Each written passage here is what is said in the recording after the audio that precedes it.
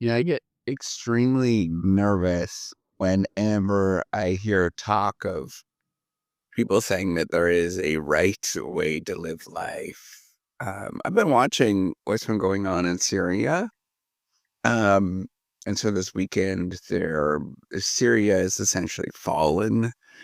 One of the ruling government has fallen, and it looks like there is a collapse of some of the power that has happened for many years around the Middle East. And I reflect on and watching some of these videos.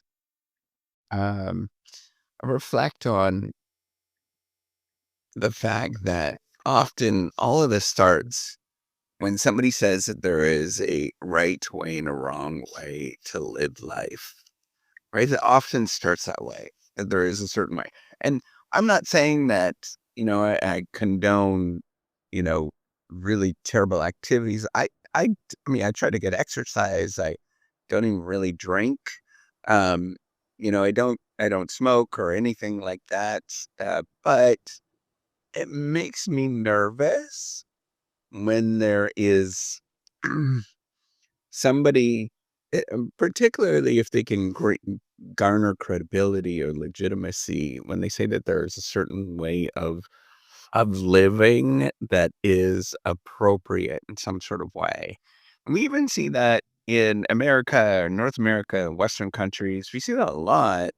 Um, Particularly, somebody that has become successful for whatever reason, right? And we see this often with the billionaires that, they say some do, not everyone. But they sort of say that this is the proper way to live life and this is how you become a billionaire, not understanding often that there is a lot of endowment effects that happen to billionaires or why they become billionaires, not sort of thinking about their own life and how fortunate that they actually were to be in that situation. It's often people of a certain type or, have certain um, family upbringing, those kind of things. Or the fact that um, if you were to repeat the same thing, you probably could not repeat it ever again, even that, right? Like it's just such a random, weird situation where that wealth actually came from. And I often think about that and I reflect on that. Is there a better way to live life? And, you know, I do believe that there is ways that you get a lot more enjoyment from and meaning from. But is there an appropriate way? Like I think about this because I have to make a choice or we make a choice to live in a smaller house so we can travel and do things like that. Um, but it doesn't mean that if you live in a big house, it's like necessarily a bad thing. And I think about that. It's just like ultimately a choice that I don't necessarily, I would never do. It's not my thing, but that doesn't mean it's wrong in any sort of way. Or if somebody doesn't like to travel or go to, um, a certain location, I sometimes just can't fathom it. Right, like going to Disney World, for example. I think Disney World, despite the fact that it's kitschy, um, it's pretty enjoyable when you go. Do I think it's worth the cost? Man, they have got that dialed in, so it's a hard answer to say. Um, but then there's other things, right? Like going to Walmart, for example. Um, do I get pleasure out of going to Walmart? Sometimes I do, actually. And probably a lot I do. Sometimes it's like a not so nice experience, but yeah, I would say generally it's not bad experience. Um, and I think about that in terms of how we view the world, in terms of, is there an appropriate way to live life? Um, I don't think that there actually is. I don't know what that looks like, right? Despite the fact, and even if I knew what that looks like, of what is the ultimate way. Um, it makes me cautious when anybody ever recommends that there is a certain way. And I think you could build a utopia if if you perfectly well did it, right? And that's often what dictators think about is building a utopia. And they start off maybe, um, with good intentions, but they realize that, not everybody views it that way. They don't want that utopia. And sometimes people just look at that and they look at this choice and they say, I never want that, even though it is fundamental. And they know deep down inside, it's fundamentally better for them. Right. And yet they choose not to ever pursue that thing or use that thing, or want that kind of world just because somebody told them that this is the world that is better. And we have to think about that, right? Like building a utopian world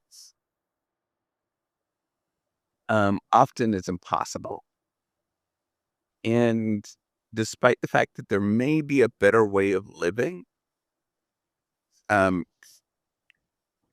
if you take that away if you take the ability of people to choose not better ways of living and allowing them to live a life where they may have, misery, um, that is just as dangerous as it is as it is taking that sort of ability of removing that dangerous life or not so good life is just as dangerous as it is having that possibility of living a not so good life or having many people living that not so good life. I think about that a lot. Um, and what worries me when people say that there is a way, a, a good way to live, and this is the only way to live. You see this lots in different idealistic or ideologies that are spread. All of those things are very, very, they make me nervous. And I think allowing people to choose things that may not necessarily be good for them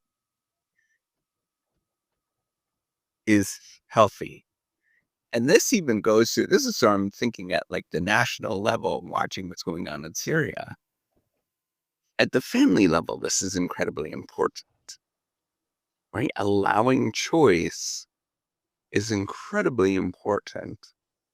Um, Even though, sometimes I watch my kids make silly choices, or even my wife, or even myself make silly choices. We need to allow that to happen. As much as we don't want to, it's healthy often to make silly choices or not so good choices. Just thinking about that in the context of watching Syria, um, I don't know what's going to happen with Syria right now. There is a moment of freedom under a very repressive regime. And despite the fact that maybe, there is idealistic views in where the world should go with that repression of, taking away people's ability to choose and make bad choices is extraordinarily harmful. Um, I do hope that they make a healthy transition. Um, that there isn't too much unrest that's going on there and the rest of the world. But I think about that. If we want a world that embraces peace, we have to embrace the ability of people to make bad, poor choices themselves, but figure out ways to deal with the fact that they make bad, poor choices.